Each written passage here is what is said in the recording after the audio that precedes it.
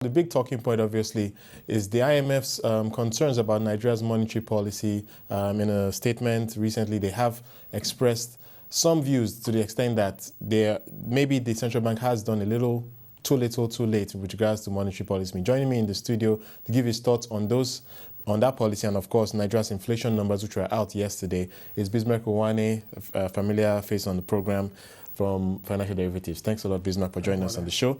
First of all, let's start with the inflation numbers. It came out at 12.1% yesterday, but I think the big thing that stands out for me is that food inflation was down to 10%, while core inflation is up to 12.1%. So perhaps supporting the view that, yes, indeed, we needed to tighten on the core inflation side. No, generally, inflation has many components. So, yes, I think what has happened is that it's just manifesting itself a bit early. Election spending, the money supply growth, the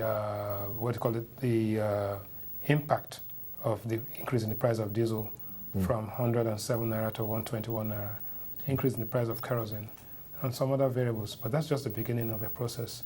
I think we are likely to see inflation manifest itself much more profoundly in the months ahead. The central bank alluded to that in the Monetary Policy Committee communique, which said that the inflationary pressures, even though a bit muted now, are going to manifest themselves later.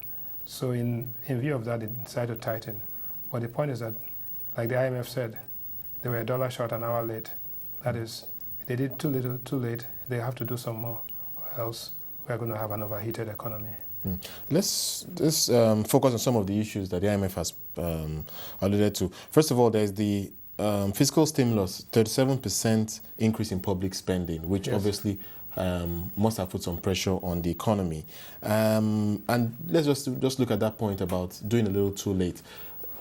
During the course of the year, we did see the central bank ease, and then, of course, towards the fourth quarter, began to tighten. Yes. Do you think there was any justification for easing at the time? No, not at all. In fact, we raised it, and I said it even on your program.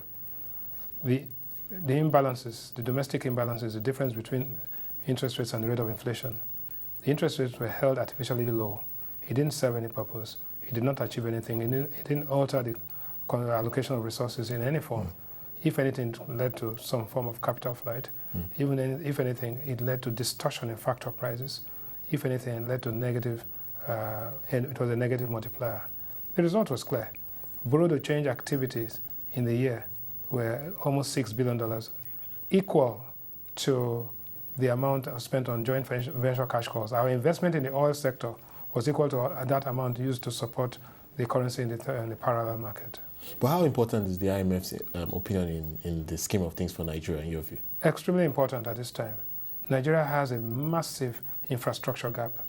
In all, we are talking about $400 to $500 billion that has to be funded over the next 5 to 10 years. To do that, there's no way you can fund it from internally generated resources at this point in time. You need to go out to the Paris Club, you need to go out to the London Club, you need to go out to international financiers to actually put project finance in place. Before you do any of that, you need the at least support or endorsement of the IMF. Under the Policy Support Instrument Program, the Article 4 consultation was critical.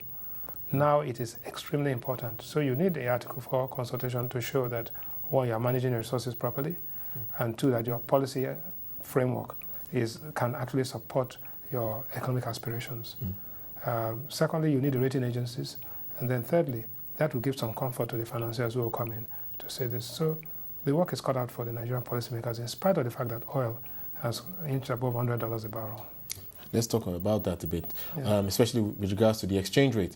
It's shown some stability recently, even though some weakness in the bank market. So volatility, but some relative stability compared to what we've seen in the past. What are your thoughts with oil at well over 100 now? Well, you can use oil to support a consumption economy, or you can use a strategic exchange rate to actually position yourself to finance your long-term economic goals. I don't think oil should be used to finance consumption, because consumption just is a waste.